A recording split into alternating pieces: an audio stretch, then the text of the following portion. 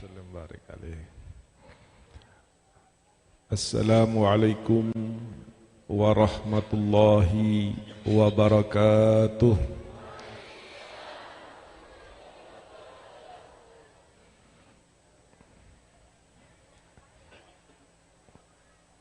بسم الله ما شاء الله لا يسوق الخير إلا الله.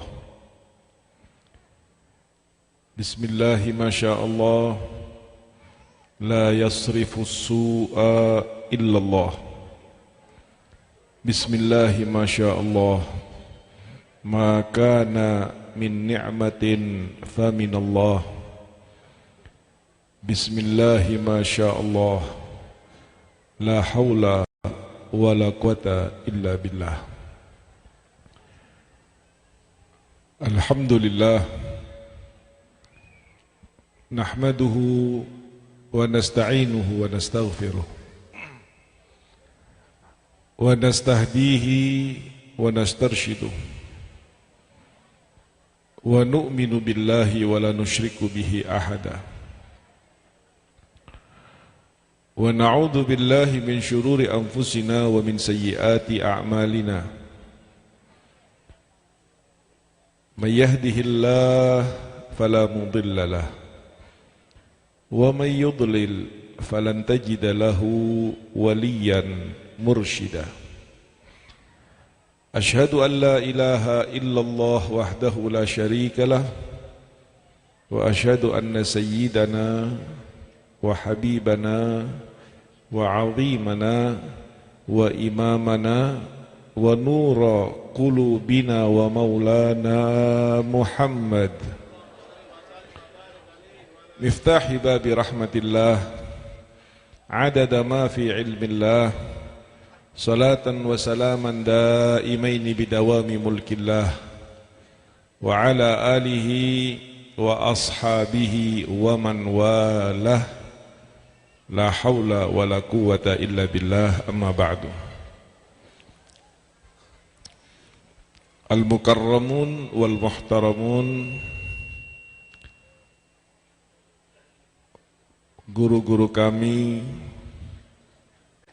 para habaib, para masyayikh, para kiai dan ajengan yang sangat saya hormati, saya muliakan, saya taati, dan saya harapkan barokahnya. Wabil khusus para masyayikh dari sulalah keturunan Syekhinal Karim yang Hasan Maulani beserta seluruh keturunan lainnya. Mudah-mudahan pada pagi menjelang siang hari ini Allah Subhanahu wa Ta'ala akan menjadikan buah hati kebahagiaan sahibul haul yang Hasan Maulani dikarenakan kebaikan-kebaikan dari seluruh putra, putri, cucu dan buyut serta keturunannya. Amin ya rabbal alamin. Yang dimuliakan Allah dan saya cintai, para hadirin, hadirat, pecinta-pecinta alim ulama dan pecinta Syekhuna yang Hasan Maulani, rahimani wa rahimakumullah. Syukur kepada Allah karena kita sebagai ahli sunnah wal jamaah memiliki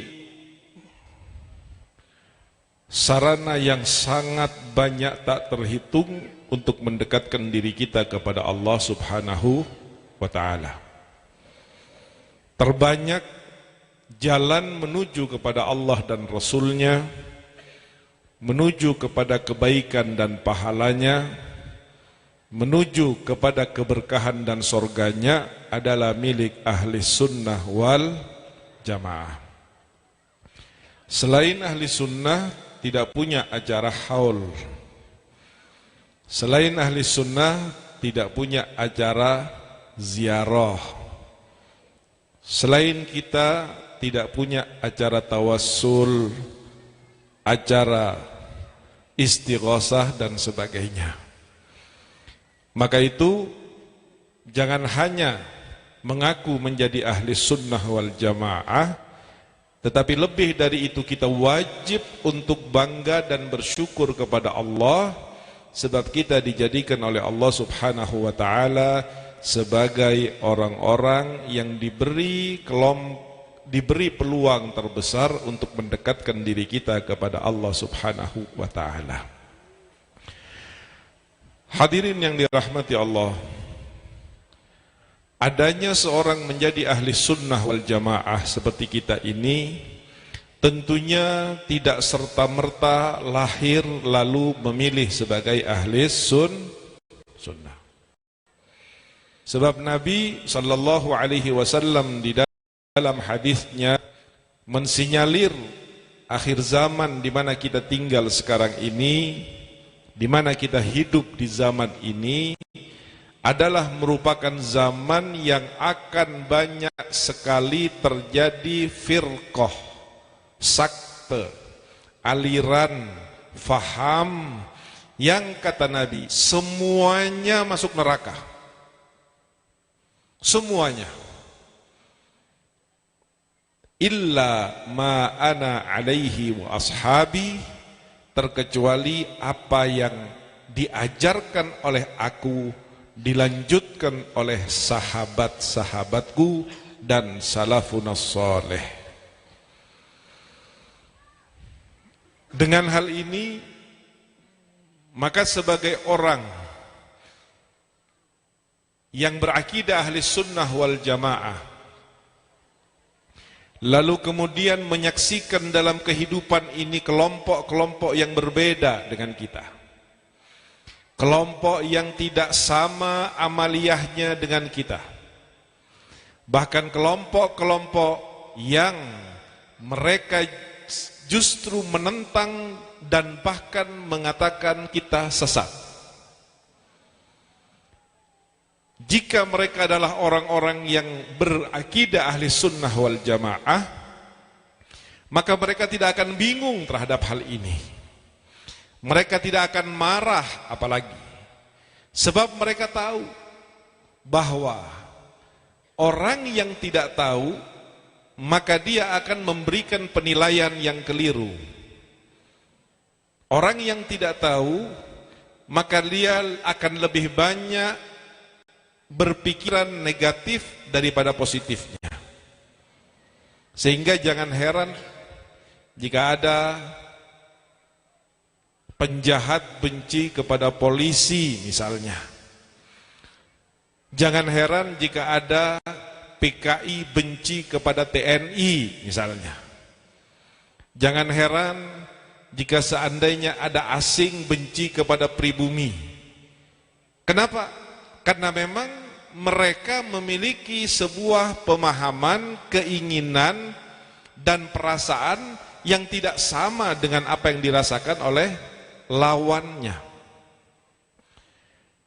Dan kita para hadirin yang dirahmati oleh Allah, menjadi ahli sunnah wal jamaah ini adalah merupakan kekhususan daripada barakah ilmu yang diberikan oleh para guru-guru kita. Gampangnya, jika ditanyakan kenapa kita ahli sunnah dan yang lain bukan ahli sunnah, kenapa kita sekarang ini tenang dan yang lain bingung, kenapa kita sekarang ini akur dan yang lain berselisih, kenapa sekarang ini kita lebih menyapa sementara yang lain cenderung menyalahkan, itu dikarenakan bahwa pertama dan utama kita mengambil agama Islam ini dari orang-orang yang benar-benar Islam dan iman. Sebab sangat bahaya sekali jika seandainya agama ini diambil dari orang-orang yang tidak jelas, diambil dari orang-orang yang hanya mengetahui kulit luarnya saja, diambil dari orang-orang yang buta dan mati hati serta pikirannya. Seorang yang buta tidak akan pernah mau dikasih duren, saudara, karena dia melihat bahwa duren itu menyakitkan.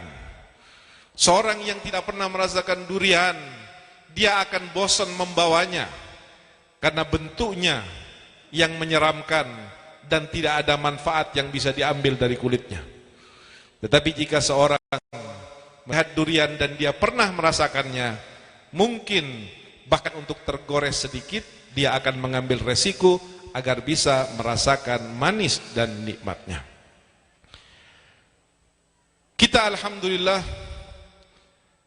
memiliki satu keistimewaan yang tidak dimiliki oleh kelompok lain. Apa keistimewaan kita? Sihatus sanadi wal istinad. Jangankan dalam masalah akidah dan syariah, dalam masalah amaliyah sunnah saja yang sifatnya ijtihadiyah, yang tidak dinaskan di dalam Al-Quran, bahkan di dalam hadis, kita tidak berani mengamalkannya terkecuali iktidaan bis salafis saleh. Sehingga kemudian menjadi maklum di antara ahli sunnah wal jamaah tentang bagaimana caranya memahami Quran dan hadis. Di sana ungkapan yang terkenal dan kita hampir hafal semua, mendengar dari ulama-ulama kita, apa yang disebut dengan walzam kitaballahi watba' sunnatan waqtadi hadakallahu bil aslafi. Selalulah kalian beriltizam, konsisten, konsekuen dengan Al-Quran. Satu. Watba' sunnatan, dan ikutilah dengan benar-benar sunnah Nabi. Waqtadi, dan berjalanlah di belakangnya, jangan pernah menyimpang. Tetapi apa pada akhirnya disebutkan hadakallahu bil aslafi, kamu semuanya akan benar ngikuti Quran, benar ngikuti hadis, benar mendapat petunjuk jika kamu di dalam menjalankan, mencari tiga ini, mengikuti tata cara salafun saleh. Maka kita sering mendengar ini Quran, harus kita pertahankan, harus kita terapkan. Ini sunnah Nabi, tidak boleh dibantah, tidak ada pilihan, harga mati dan sebagainya. Pemahaman yang menjadi masalah adalah pemahaman terhadap Quran dan sunnah Nabi itu sendiri diambil dari siapa? Kita ini hidup 1400 tahun setelah turunnya Quran dan terucapkannya hadis Nabi. Untuk memahami Al-Quran secara utuh dibutuhkan penguasaan 14 ilmu, disiplin ilmu agama. Untuk memahami dan meyakini kesahihan hadis Nabi diperlukan penguasaan terhadap pembacaan sanad, berguru membaca kutubul hadis dan seterusnya. Sehingga tidak bisa Al-Quran dan hadis ini diambil begitu saja. Tidak bisa hadis dan Quran itu kemudian diterjemahkan sesuai dengan kemauan kita. Makanya jika kemudian terjadi yang di sini Allahu Akbar, yang di sini Allahu Akbar, berantem. Yang di sini qala Allahu Ta'ala, yang di sini qala Allahu Ta'ala, berantem. Yang di sini rawahul Bukhari, yang di sana rawahul Bukhari, berantem. Kenapa Quran harus bertengkar sesama pemiliknya? Kenapa Allahu Akbar harus bertentangan sesama penyerunya? Mengapa Al-Hadis harus berselisih sesama pengikut Nabi Muhammad SAW? Ini yang harus disadari oleh kaum muslimin. Ini yang harus diterangkan oleh para alim ulama kepada umat, bahwa tidak cukup orang hanya dengan bisa membaca Quran lalu dia bisa mengamalkan Quran. Tidak cukup bahwa dia mampu membeli terjemahan hadis lalu dia mengatakan saya adalah pengikut sunnah. Tetapi Quran dan hadis ini adalah merupakan warisan Nabi yang teragung, yang terjamin, yang memiliki garansi pasti. Bahkan Nabi mengatakan lan tadillu ba'di, selama dua ini kamu pegang wahai umatku, Apapun keadaannya, dimanapun kamu berada, siapapun presidennya, apapun kondisinya, maka kalian akan berada dalam keadaan tenang dan aman. Akan berada dalam keadaan basirah, akan ada kepastian dalam setiap langkah kalian dan tidak akan pernah ragu-ragu, karena kalian tidak akan sesat dengan Quran dan hadis. Namun ketika ada orang yang kemudian dianggap sesat, terkesan sesat, atau bahkan menyesatkan yang lain dengan dalil Quran dan hadis ini sendiri, maka yang perlu dilihat bukan Quran dan hadisnya, tetapi yang perlu dipastikan dari siapa orang ini belajar Quran dan hadis. Ini yang menjadi hal yang sangat penting bagi kita kaum muslimin untuk betul berhati-hati, untuk betul-betul menapaktilasi tentang bagaimana menjadi seorang muslim dan mukmin yang baik, sehingga dari Islamnya kemudian akan meningkat kepada imannya. Kalau dia sudah menjadi orang yang beriman, maka dia akan menjadi orang yang hidup dari setelah kematiannya. Di dalam Al-Quran, Allah subhanahu wa ta'ala memanggil kita. Medianya bisa macam-macam saudara, bisa majelis ta'lim, bisa pesantren, bisa pengajian umum, bisa acara haul. Tetapi substansinya ketika Allah mengatakan, ya ayyuhalladzina amanu, wahai orang-orang yang beriman, hati kita yang dipanggil oleh Allah. Iman yang ada di dalam hati kita yang dipanggil oleh Allah. Apa panggilan Allah? Istajibu lillahi walir rasuli idza da'akum lima yuhyikum. Kalau ada sesuatu yang akan menghidupkan kamu, maka sambutlah panggilan itu. Kamu dipanggil untuk dihidupkan, sambut panggilan itu agar kamu hidup dan tidak mati. Sayyidina Umar bin Khattab menurut sebagian ahli tafsir dan Amr bin Hisham yang merupakan salah satu yang tersebut sebagai sababun nuzul daripada ayat yang berbunyi awaman kana maitan fa ahyainahu wa ja'alna lahu nuran yamshi bihi fin nasi kaman mathalahu fi dhulumati laisa bi kharijin minha kadzalika zuyyina lil kafirina ma kanu ya'malun. Awaman kana maitan, kata Allah, tidakkah engkau melihat wahai Nabi Muhammad kepada orang-orang yang mati, fa ahyainahu, lalu dia dihidupkan oleh Allah, wa ja'alna lahu nuran, dengan cahaya yang diberikan di dalam hatinya, kemudian dia berkeliling di antara manusia. Sebagaimana juga sebagian yang lain tetap mati dalam kegelapannya. Tidak sama antara ini dengan yang itu. Dan kemudian Allah beri hiasan, Allah beri anggapan baik orang-orang kafir terhadap apa yang mereka lakukan. Sayyidina Umar bin Khattab pada saat ayat ini turun, dia bukan orang yang sudah wafat, tidak memiliki almarhum. Dia adalah orang yang sehat, kekar, pendekar, gagah berani, keras, tegas. Artinya bukan sakit apalagi mati. Tapi oleh Allah dianggap mati beliau. Kenapa beliau dianggap mati oleh Allah? Kenapa seluruh sahabat-sahabat yang lain kebanyakan dianggap mati oleh Allah subhanahu wa ta'ala? Karena hidupnya orang yang tidak memiliki iman dalam hatinya, tidak nampak basirahnya, tidak terbimbing dengan wahyu akalnya, maka orang ini sama halnya dengan orang yang mati, bahkan justru lebih bahaya daripada orang yang mati. Orang yang mati di dalam kuburnya tidak bergerak, orang yang mati di dalam kerandanya tidak bergerak. Tetapi orang yang mati batinnya, dia akan hidup jasadnya tetapi akan menyesatkan orang lain, akan merusak orang lain, akan merugikan orang lain.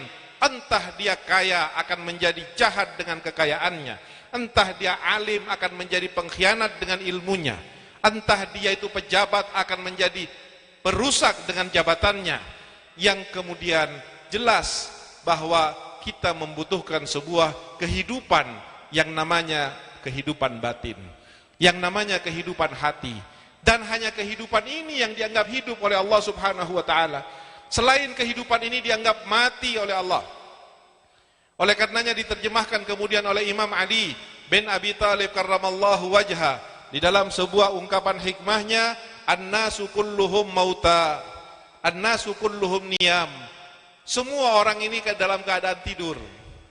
Yang hidup tidur, yang alim tidur, yang kaya tidur, yang sukses tidur, yang pemberani tidur, yang kuat tidur, semuanya dalam keadaan tidur.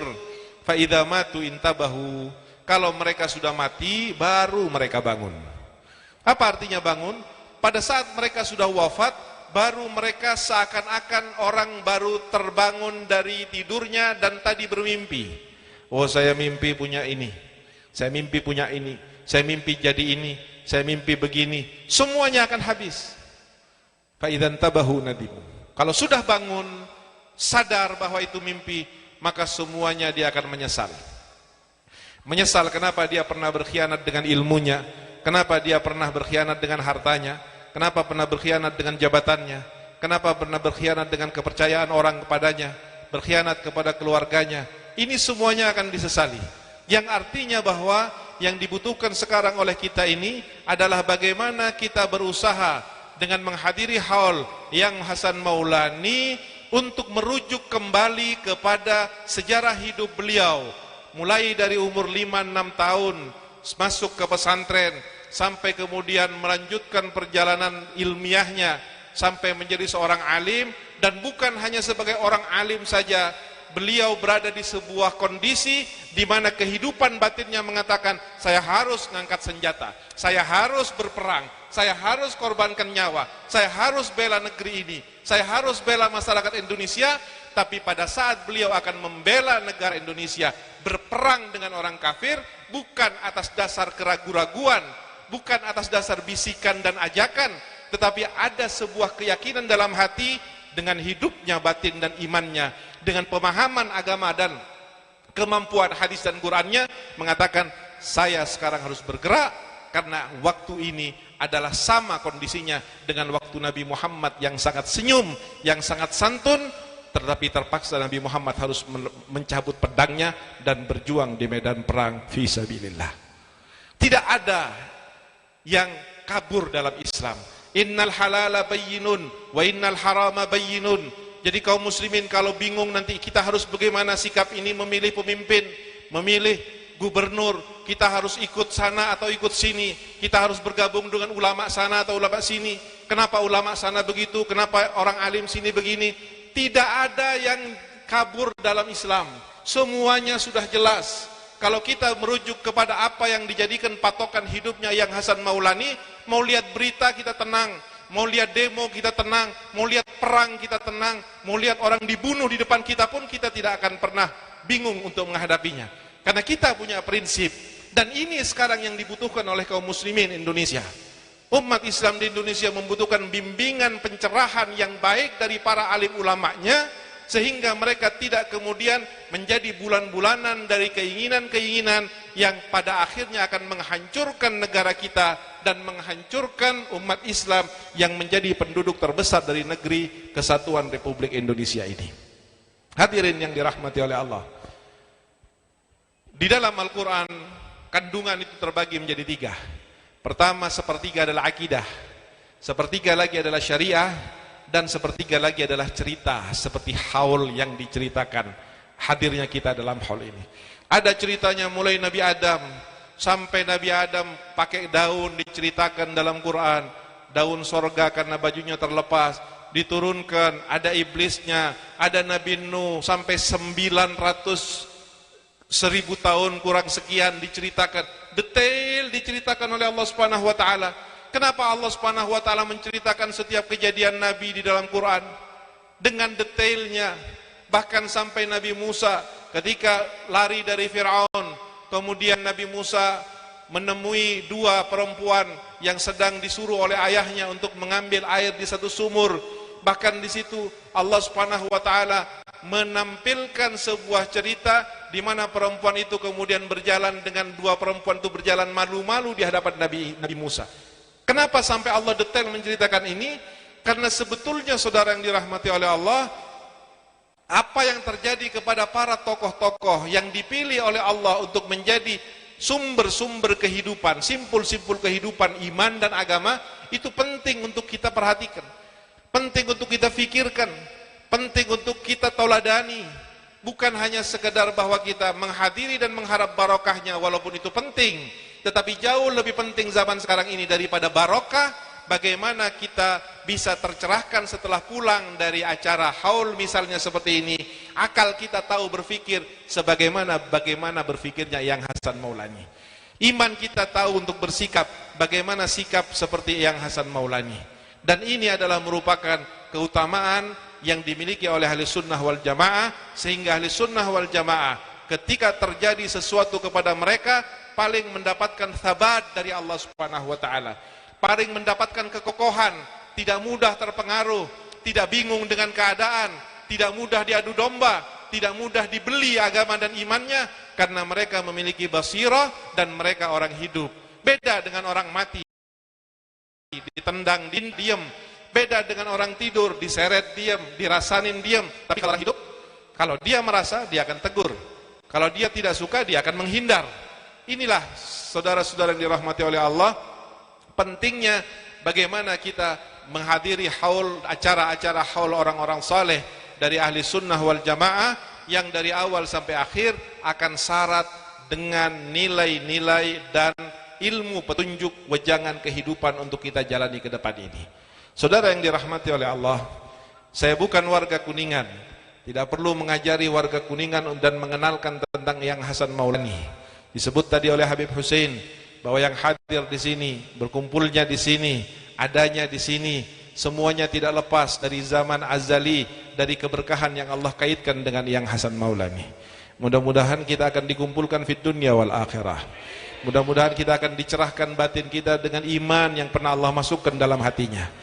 Mudah-mudahan Allah akan bijaksanakan fikiran kita sebagaimana Allah telah membimbing cahaya akalnya, sehingga kita tidak pulang dari tempat ini terkecuali kita akan menjadi orang muslim mukmin ahli sunnah yang lebih dewasa, lebih bersikap bijaksana, lebih mampu untuk melihat permasalahan, lebih merakatkan lagi persaudaraan, dan tidak terpengaruh dengan adanya isu yang di luar, dengan provokasi yang ada di luar. Karena sesungguhnya orang yang dijaga oleh Allah dengan barokah para solehin adalah orang yang tenang di dalam melakukan hablun minallah dan hablun minannasnya.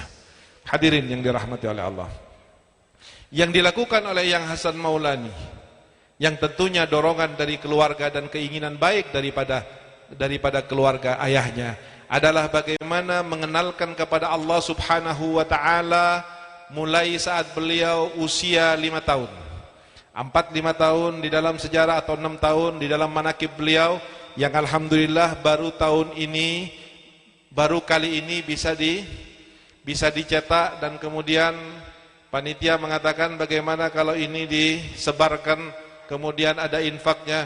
Saya bilang, kalau warga Kuningan tahu tentang kemuliaan Yang Hasan Maulani, jangankan cuma 10.000, yang lebih murah dari sebungkus rokok 1 juta pun akan dibawa, karena membawanya saja saya yakin akan memberikan keberkahan kepada keluarganya.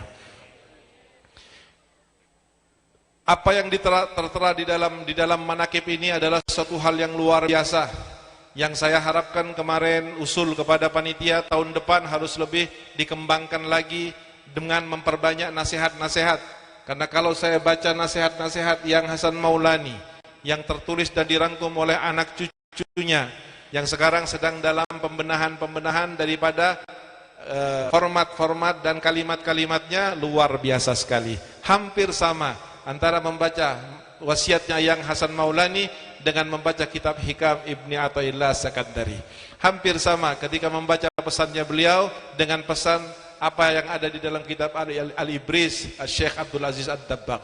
Ini menunjukkan kepada saya pribadi sebuah penilaian yang sangat kurang, tapi saya yakin bahwa derajat Yang Hasan Maulani di sisi Allah Subhanahu wa taala dari alur hikmah, cahaya ungkapan yang diucapkan dari setiap kata-katanya, beliau tidak kalah derajatnya dari para ulama-ulama tasawuf, aulia-aulia besar yang pernah saya dengar ceritanya. Sehingga perlu bangga dan perlu betul-betul menjadikan ini sebuah aset yang luar biasa bagi seluruh warga Kuningan, khususnya wabil khusus keluarga, keturunan, anak cucu daripada Yang Hasan Maulani. Karena demi Allah, yang paling menyesal nanti di hari kiamat jika ada warga Kuningan, khususnya keturunan daripada Yang Hasan Maulani, yang menyia-nyiakan apa yang telah beliau sebar ke dakwah dan pemikiran serta nasihatnya. Hadirin yang dirahmati oleh Allah, Pertama kali yang harus kita petik dari sejarah tumbuhnya beliau yang tertulis di dalam kitab ini, bahwa Yang Hasan Maulani tidak akan menjadi besar seperti ini, tidak akan dikenang dengan baik seperti sekarang ini, terkecuali beliau telah menyandarkan dirinya dengan kebaikan dan keterkenalan Allah. Anda lihat, yang menyandarkan dirinya dengan dunia, dunia sifatnya hilang. Yang menyandarkan dirinya dengan harta, harta sifatnya hilang. Jika Anda tahu ada Nabi Muhammad SAW, kenapa gegap gempita ketika namanya disebut dengan salawat, umat menyerunya? Kenapa ketika bulan Maulid Rabiul Awal seluruh dunia merayakan kelahirannya? Kenapa ketika disebut sallallahu alaihi wasallam qala Rasulullah, semua orang tertunduk dan terbagi menjadi dua. Yang satu mengatakan alhamdulillah saya sudah mengerjakannya, dan yang satu merasa malu karena belum mampu mengerjakannya. Ketika disebut tertulis nama Rasulullah ada di bawah, akan diangkat dan ditinggikannya. Kenapa yang seperti ini terjadi kepada Nabi Muhammad? Bahkan bukan kepada Nabi Muhammad, sampai kepada orang-orang yang setelah Nabi Muhammad, seperti Syekh Abdul Qadir Al-Jilani. Ketika disebut, orang gemuruh mengucapkan radhiyallahu anhu qaddasallahu sirrahul aziz. Manakibnya dibaca di mana-mana. Kenapa yang lain tidak demikian? Ada orang-orang yang ngetop seakan-akan pada saat hidupnya dia stop Syekh Abdul Qadir Jailani, sengetren Syekh Yang Hasan Maulani. Begitu dia meninggal, begitu dia wafat, selesai. Jutaan dolar royalti yang dimilikinya. Hampir kita lihat semua orang di mobil-mobilnya menyimpan kaset CD dan lagu-lagunya. Tapi begitu meninggal, selesai. Apa yang membedakan antara beliau dengan mereka? Yang membedakan karena beliau ini adalah orang yang menempelkan dirinya, menghambakan dirinya, menyamakan dirinya, dan mencari kemuliaan dari kemuliaan Allah dan Rasulnya. Sementara kemuliaan Allah dan Rasulnya kekal. Selain kemuliaan Allah dan Rasulnya tidak ada yang kekal. Sehingga begitu dia selesai, maka selesailah dia. Habis, tidak disebut lagi oleh orang. Tetapi tidak dengan orang-orang yang menempelkan dirinya kepada Allah. Tahap pertama seorang menempelkan kepada Allah difahami betul oleh ayah daripada Yang Hasan Maulani. Sehingga Yang Hasan Maulani memiliki ayah yang sangat tahu bagaimana menyikapi anaknya. Umur 4-5 tahun, kemana kamu nak supaya menempel kepada kebesaran Allah, supaya melebur kepada kemuliaan Allah? Berangkat kamu ke pesantren. Kenapa ke pesantren? Kenapa bukan ke sekolah umum? Mungkin pada saat itu belum ada sekolah umum. Tetapi yang jelas bahwa pendidikan pesantren adalah pendidikan yang sampai detik ini diakui terbaik dari seluruh sistem pendidikan yang ada. Tidak ada satu pendidikan umum pun yang 24 jam dipantau. Bahkan beberapa ahli pendidikan mengatakan sesungguhnya pendidikan formal itu bukan pendidikan tapi sekolah. Tidak ada pendidikannya di sana. Coba Bapak Ibu buktikan, guru masuk ke dalam kelas, dia tulis matematika di papan, dia ajarkan, setelah bel berbunyi maka dia akan turun, gurunya pulang, muridnya pulang. Sebatas logika yang diajarkan. Tetapi di pesantren matematikanya juga ada, bahkan plus fikihnya, tauhidnya, akidahnya juga ada. Setelah diajarkan bel kelas selesai, belajar usai, apakah kemudian kiai meninggalkan santrinya? Tidak. Tapi kiai akan terus memantau, ayo sholat di masjidnya, sudah wudhu atau belum, sudah hampir qomat, kenapa belum masuk ke masjid?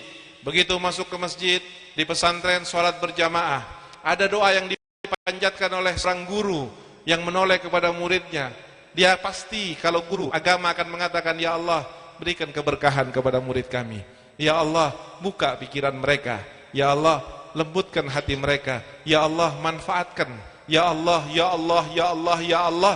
Dalam satu solat ada puluhan ya Allah yang diucapkan oleh seorang guru yang tidak punya pamrih terhadap muridnya, terkecuali menginginkan dia menjadi seorang hamba Allah yang baik. Tidak pengen mendapat balasan, kalau kamu besok jadi bupati saya minta uangnya kepada kamu, kalau besok kamu suka jadi jenderal polisi saya minta perlindungan. Tidak. Dia hanya menginginkan anak muridnya jadi baik. Satu solat ada puluhan ya Allah yang diungkapkan dari hati seorang ulama yang tulus. Satu hari ada 5 solat. Satu bulan ada berapa? Satu tahun ada berapa? Dan sementara para ulama-ulama kita ini berguru mengambil ilmu agama bukan setahun 2 tahun, puluhan tahun, ada jutaan. doa dari orang-orang soleh dan guru-gurunya yang akan terus dijadikan nur oleh Allah ke dalam hatinya. Sehingga tidak heran kalau kemudian lulusan pesantren dari guru-guru yang soleh kemudian menjadi orang yang banyak bermanfaat dalam usahanya yang sedikit, tanpa uang dapat mampu untuk menjadikan sesuatu yang bermanfaat bagi umat. Ketika dia ada di sana maka perpecahan akan selesai. Ketika orang memandang wajahnya maka permusuhannya akan luntur. Ketika dinasihati maka ada tangisan yang keluar dari air matanya. Ini tidak bisa dimiliki oleh orang yang banyak uangnya sekalipun atau tinggi pangkatnya. Ini hanya bisa dimiliki oleh orang-orang yang hatinya ikhlas dan nyambung kepada Allah. Dan hati yang ikhlas nyambung kepada Allah itu dia dapati dari dasar-dasar di mana para pendahulunya mengajarkan dan mendoakannya. Oleh karena itu, satu hal poin penting para hadirin rahimakumullah, jangan lupakan pesantren kepada seluruh hadirin yang memiliki anak, karena sudah cukup bahwa kekurang ajaran anak pada zaman sekarang ini kepada orang tuanya, ketidakpeduliannya, bahkan sampai pemukulannya, bahkan sampai tingkat kasus walaupun jarang membunuh orang tua kandungnya sendiri sudah terjadi kepada kita, sudah terjadi di tengah-tengah kita. Ini karena kosongnya tarbiyah, tidak adanya kita menganggap bangga dan perlu untuk mengikuti bagaimana jenjang pendidikan yang ditempuh oleh orang-orang yang kita kagumi. Yang Hasan Maulani bukan setahun sekali untuk kita kagumi dan kita kaji. Wajib masyarakat Kuningan hukumnya setiap saat untuk merujuk kepada Yang Hasan Maulani. Mau sekolah, apa yang dilakukan Yang Hasan? Mau ibadah, apa yang dilakukan Yang Hasan? Mau torekot, apa yang dikerjakan oleh Imam Hasan? Mau semuanya dirujuk kepada beliau. Karena kita sudah tahu beliau bukan orang yang sedang mencoba, tetapi beliau adalah orang yang sudah berhasil dan ditunjukkan oleh Allah. Dan pada hari ini ribuan dari kita menyaksikan bahwa dia adalah orang alim Rabbani, orang yang memiliki petunjuk dari Allah, dan orang yang insya Allah akan membawa ke dalam sorga bersama-sama dengan Rasulullah Sallallahu Alaihi Wasallam. Hadirin yang dirahmati oleh Allah, setelah ilmu agama didapati, maka tahap yang kedua yang penting bagi orang adalah bagaimana ilmu agama itu melebur ke dalam keimanan yang ada di dalam hatinya. Karena ini adalah suatu hal yang bahaya sekali. Saya walaupun agak riskan hari ini, tapi saya harus sampaikan kepada para hadirin semua bahwa Nabi Muhammad SAW tidak sungkan, tidak canggung, tidak ragu-ragu untuk mengatakan bahwa ulama itu pewaris Nabi. Ulama itu derajat paling tinggi nomor 2 di sorga. Ulama itu adalah merupakan pemberi syafaat wakil Nabi di hari kiamat. Ulama itu kalau didekatin akan bawa berkah. Ulama itu kalau dijauhin akan bawa musibah. Ulama itu kalau dipandang dengan etikot akan bermanfaat dunia dan akhirat. Ini semua tertera dalam hadis sahih dan yang lain-lainnya. Namun juga para hadirin rahimakumullah, nama ulama ini bukan kemudian harus menjadi sesuatu yang membuat setiap oknumnya lupa diri. Karena Nabi Muhammad SAW juga dalam hadisnya mengatakan bahwa di dalam kehidupan kamu di akhir zaman, wahai manusia, akan ada ulama-ulama yang ulama-ulama yang jelek, ulama-ulama yang bejat, ulama-ulama yang memperjualkan agama, ulama-ulama yang mendakwahkan dirinya untuk mengajak orang masuk ke dalam neraka jahanam, ulama-ulama yang berhati binatang, ulama-ulama yang berjubah Fir'aun, berjubah Musa tapi hatinya Fir'aun, ulama-ulama yang dia lebih jahat di sisi Allah, lebih jelek di sisi Allah daripada binatang. Wa ulama'uhum syarru man tahta adimis sama. Jadi artinya kita disadarkan oleh hadis ini untuk melihat dua fenomena yang namanya sama, namanya ulama, tetapi dua sifatnya, dua posisinya. Nabi SAW dengan mengungkapkan ini sebagai rahmat kepada kita. Nabi Muhammad ingin umat Islam jelas ketika dia harus mengikuti ulama, ulama siapa yang akan diikutinya. Ketika dia harus berjuang dengan ulama, ulama siapa yang akan dia berjuang dengannya. Sehingga karena fungsi ulama, maka tidak kemudian umat bisa dipermainkan oleh ulama itu sendiri. Ini wajib dijelaskan, saudara. Tidak boleh tabu dan tidak boleh ragu. Karena semakin orang menyimpan rapat-rapat sesuatu yang terkait dengan ulama walaupun salah, ini akan menjadi umat taruhannya. Kehancurannya bagi umat. Anda bisa ngelihat bagaimana sekarang ini, subhanallah, membuat hati saya menangis ketika ada seorang misalnya akan menyebut nama Gus Mustafa Bisri, dengan gampangnya tukang ojek, tukang kaki lima nulis Gus Musang. Kiai Haji Mustafa Bisri dipanggil Gus Musang, Gus Dur dipanggil Gus Durhaka misalnya. Ini yang mengatakan bukan ulama. Kalau dulu perselisihan antara ulama dengan ulama, tapi sekarang ini perselisihan bukan lagi sudah merambah kepada tingkat ulama, tapi orang awam yang belum bisa ngaji pun sudah berani menghujat ulama sekarang. Padahal Nabi SAW mengatakan bahwa ulama itu warathatul anbiya. Kalau dia karena keulamaannya menghina ulama, berarti dia jelas menghina Nabi Muhammad SAW. Apalagi ulama itu adalah keturunan Rasul SAW. Saya pernah membaca satu bacaan di mana di situ tertulis Babi Rizik Syihab. Babi Rizik Syihab. Saya dalam hati tersentak. Seandainya orang yang menulis ini dengan merubah Habib menjadi babi karena nisbahnya kepada Nabi Muhammad, demi Allah dia telah kafir. Kalau saja ulama bukan dari keturunan Nabi memiliki resiko yang sangat besar untuk dihina, apalagi seorang ulama dari keturunan Nabi SAW. Kalau dia punya kemampuan untuk mengukur dengan ilmu agamanya, dengan intelektual dan fatwa serta istimbatnya, silahkan, tapi bukan untuk disebarkan kepada umum sehingga orang-orang umum menjadi bingung dan orang awam menjadi sesat. Cukuplah penilaian itu pada dirinya. Saya tidak akan suka kepada siapa itu hak saya, Anda tidak akan suka kepada siapa itu hak Anda. Tetapi jika Anda sudah mulai menyebarkan kejelekan-kejelekan untuk mengajak orang lain menjelek dan membusukkan serta membenci orang lain, maka di dalam Al-Quran Anda termasuk orang yang membawa namimah, adu domba, sifat adu domba. Dan sifat adu domba itu dikatakan hamazin masya'in bizanim binamim utullin ba'da dzalika zadim. Orang yang senang membawa omongan supaya orang marah, supaya orang berpihak. Ini kata Quran memiliki sifat anak zina di dalam proses pembuatannya. Orang yang memiliki perbuatan zina maka akan memiliki anak yang membawa karakter suka mengadu domba.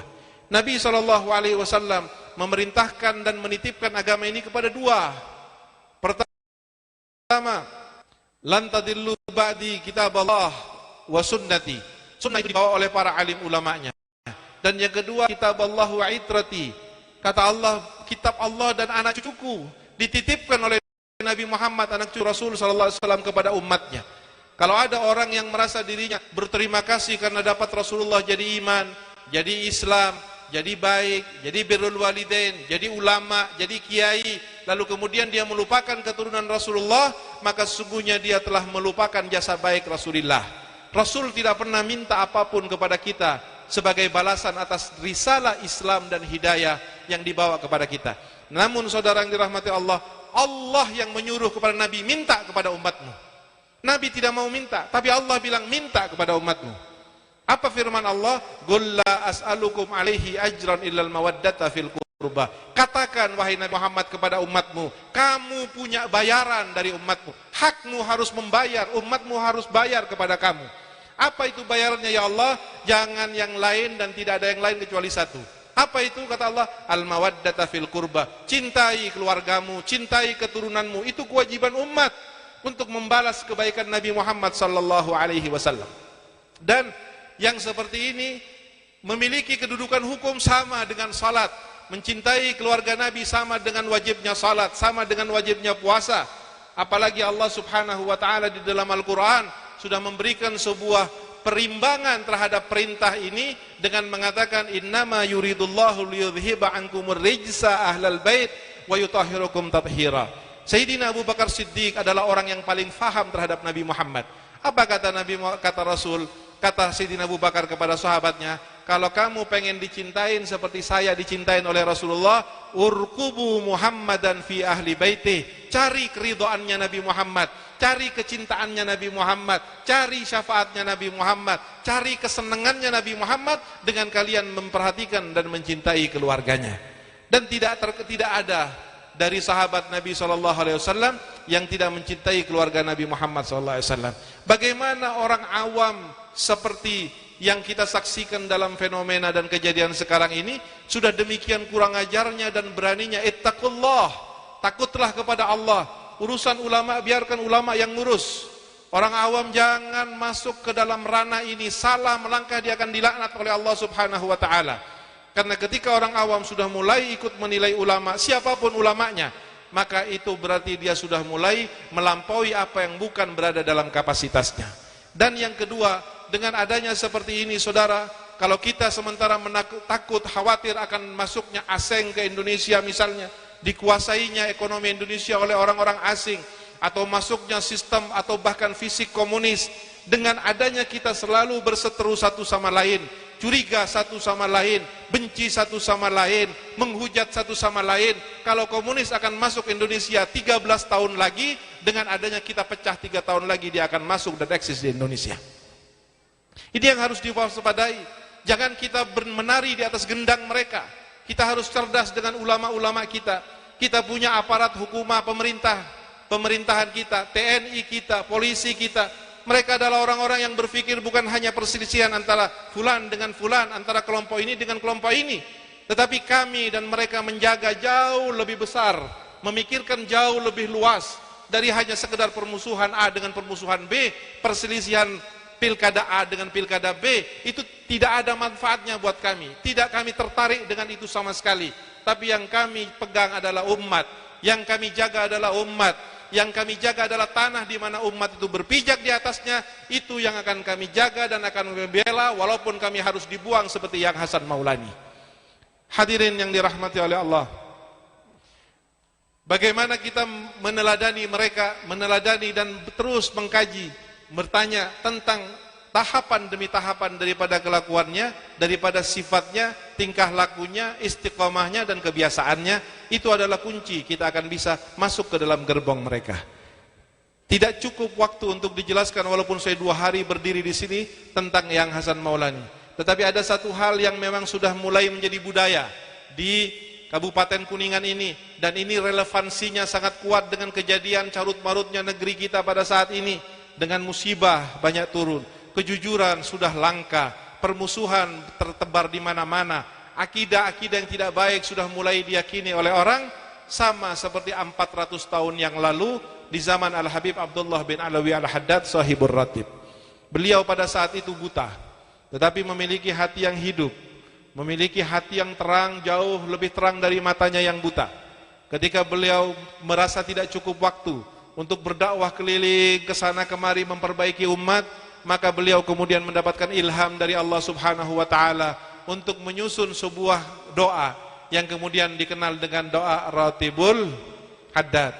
Lalu kemudian ditulis oleh beliau, dan Ratibul Haddad ini beliau nyatakan dan disaksikan serta dipercaya dan dibuktikan oleh banyak manusia baik di zamannya maupun setelahnya, bahwa Ratibul Haddad kalau dibaca, keluarganya akan aman, akidahnya akan selamat, dari fitnah dia akan terhindar, rezekinya akan dimakmurkan oleh Allah. Dan ini lebih penting lagi, bahwa Ratibul Haddad menjadi salah satu wirid resmi daripada almarhum Syekhona yang kita kholi, yang Hasan Maulani. Apalagi yang kita tunggu saudara yang dirahmati oleh Allah.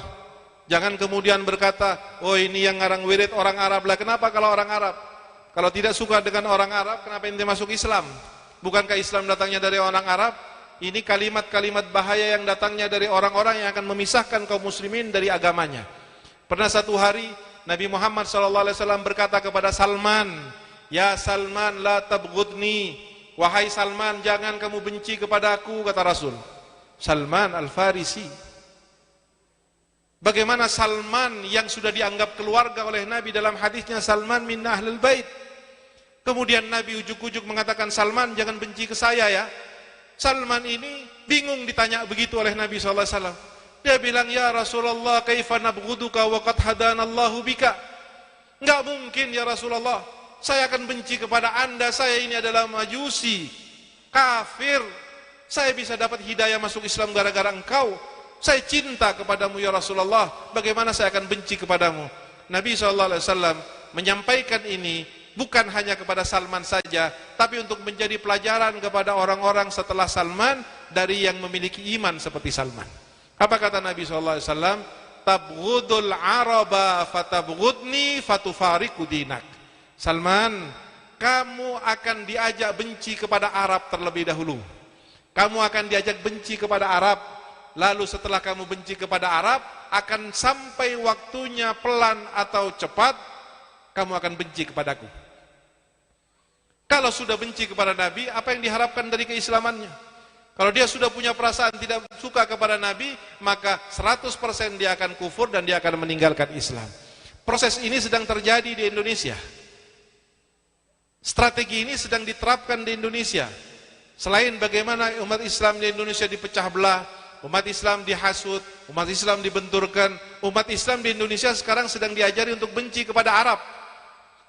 Dan mudah-mudahan Allah memaafkan orang-orang yang berkapasitas keilmuan yang tidak sadar bahwa sebetulnya dia sudah masuk ke dalam perangkapnya orang-orang kafir yang akan menghancurkan negeri kita Indonesia ini. Hadirin yang dirahmati oleh Allah, saya mohon di dalam akhir penutup daripada tausiah ini, mari kita betul-betul mendekatkan diri kepada Allah Subhanahu wa taala dengan hati kita. Jangan cuma dengan akal kita. Akan sesat orang yang mendekatkan dirinya dengan akalnya kepada Allah. Akan tidak pernah dapat orang yang mencari hidayah hanya dengan akalnya. Karena urusan taufik, hidayah Allah, urusan maunah Allah, urusan basirah hanya bisa didapatkan dari hati yang bersih. Dan ketika kita bolak-balik Quran dari mulai Fatihah sampai ayat terakhir minal jinnati wan nas, salah satu keunikan Quran, jika Allah ingin mengungkapkan sesuatu yang penting atau bahkan maha penting, maka Allah bersumpah terlebih dahulu. Biasanya Allah bersumpah. Wadduha wal laili idza saja, masuk kepada materinya, ma wadda'aka rabbuka wa ma qala. Wa ma qala.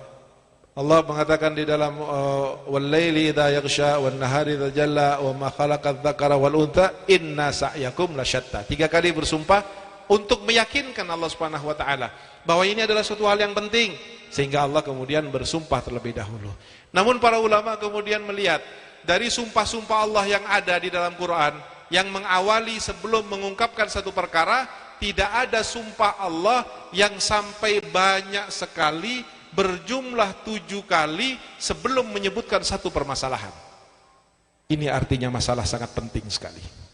Rabbul Alamin sampai bersumpah 7 kali untuk menyebutkan satu masalah. Masalah apa ini?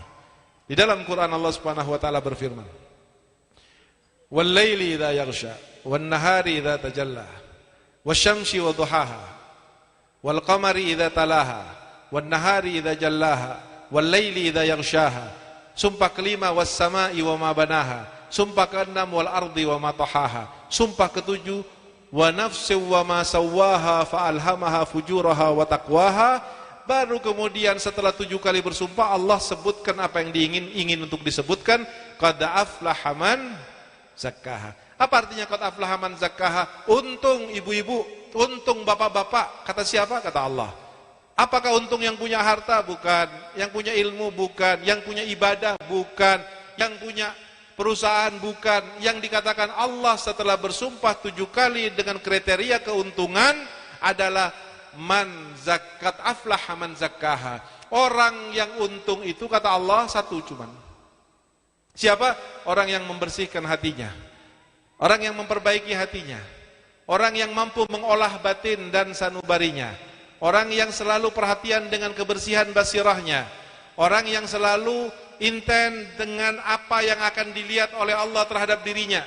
Kalau Allah akan melihat ibu, melihat bapak, tidak pernah Allah lihat kerudungnya, cincinnya, sorbannya, pangkatnya, pesantrennya, mobilnya, tidak. Allah kalau akan melihat seorang hamba, maka Allah akan melihat hatinya, basirahnya, kolbunya. Itu yang akan dilihat oleh Allah. Jadi penilaian Allah Subhanahu wa taala kepada kita bukan karena kedudukan yang di panggung dan di bawah, bukan karena mereka yang dihormati dan atau yang dianggap biasa. Tapi kalau Allah akan menilai seseorang, maka Allah akan menilai sesuai dengan hatinya.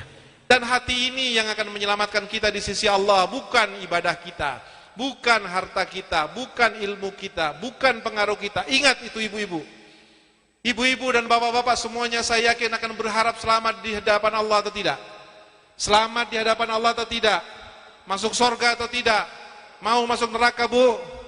Cuman satu kalau ibu pengen masuk surga, sebagaimana yang dilafatkan oleh Nabi Ibrahim, ta'liman minallahi ta'ala, yauma la yanfa'u malun wala banun illa man atallaha biqalbin.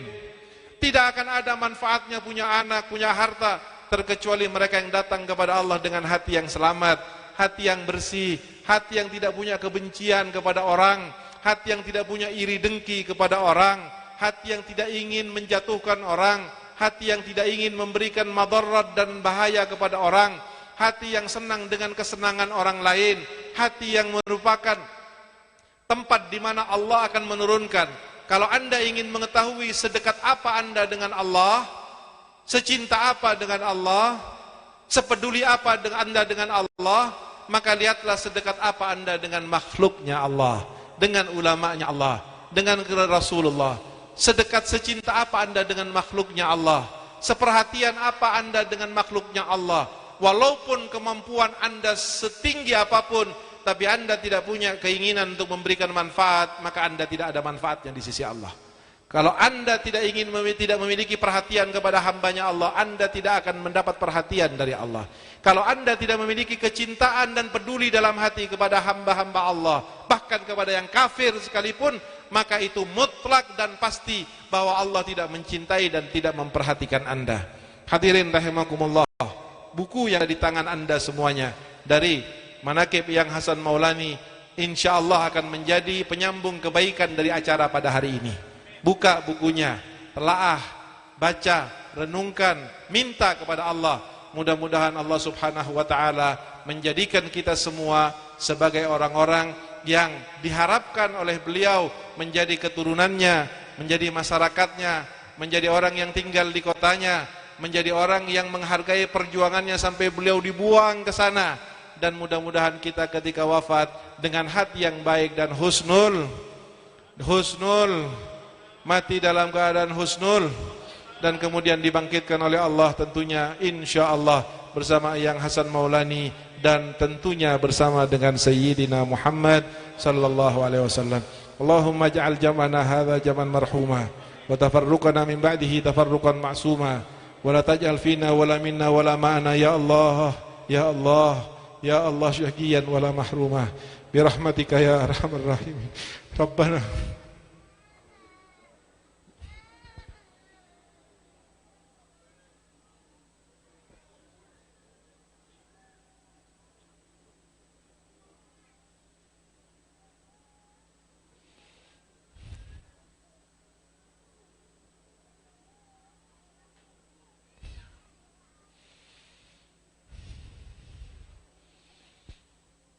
Allahumma ya Allah ya Nur ya Haqqu ya Mubin uksuna min nurik wa alimna min ilmik wa afhimna anka wa asmi'na minka wa basirna bika wa akimna bishuhudik wa arifna tariq ilaika wa hawinha alayna bifadlik wa albisna libasa taqwa minka innaka ala kulli syai'in qadir.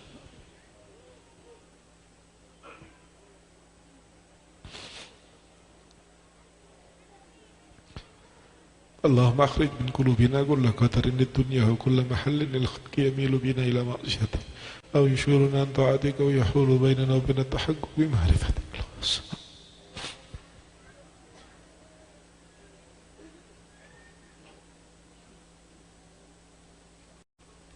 ومنك الإجابة وهذا الجهد وعليك التكلان. صلى الله على سيدنا محمد وآله وصحبه وسلم. الحمد لله رب العالمين. الله الموفق إلى قوم الطريق. والسلام عليكم ورحمة الله وبركاته. صلى الله على محمد صلى الله عليه وسلم. صلى الله على محمد يا ربي صل وسلم. يا نبي سلام عليك